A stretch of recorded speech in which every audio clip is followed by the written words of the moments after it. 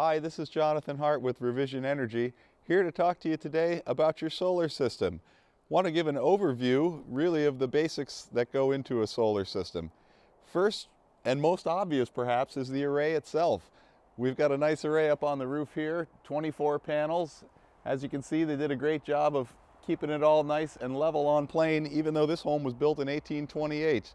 A little bit of an uneven roof is usually not a problem for us. Not a whole lot you need to know about the panels up on the roof. They generally take care of themselves pretty well. That includes snow. As you can guess, we get quite a bit of it up here, and the panels shed it off just like any other metal roof would. In other words, it'll come down fast. Possibly something to think about if it's located near the front of your home.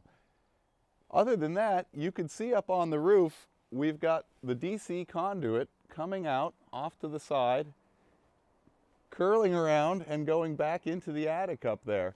That's actually the wiring for the output of the solar panels, and we do our best to tuck that in, make it match the lines of the house, and get it where it needs to go to your solar inverter, which we'll be checking out in a moment, as efficiently, as cleanly as possible.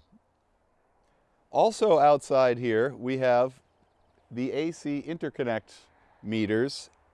This is a system that has a gross meter as well as its net meter.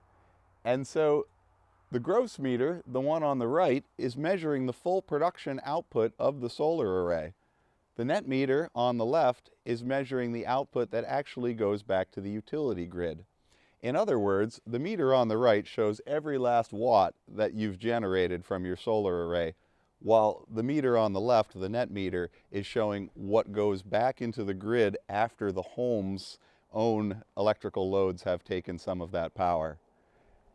This system also has an emergency shutdown. The little red button here will initiate rapid shutdown on the inverter. The inverter is located down in the basement, but it doesn't matter. You can press this button and bring it all to a stop. It's a feature we put in on systems that have batteries and certain brands of inverter in order to fulfill the rapid shutdown requirements. So now we're down in the basement where the inverter for your solar system is located. This box here is the inverter in this system. There's several different brands. They all look a little bit different, but they all have the same purpose. They're basically taking the DC power that the solar panels on the roof are making, converting it to AC power, and putting it back into the home's electrical system and back into the power grid if your home's not consuming all of that power.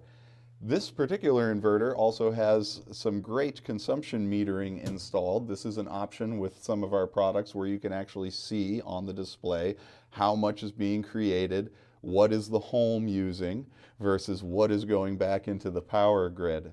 But I really want to make sure everyone knows what the basic pieces are. You can see there is a few wires hooking up to it. This metal clad one here is actually coming back from the solar array on the roof. We saw the conduit outside go into the attic where it transitioned to this type of metal encased wire to come down here to the inverter. We also can see a conduit coming over to the electrical panel, and that is where we actually have the circuit breaker that the backfeed from this inverter is feeding into.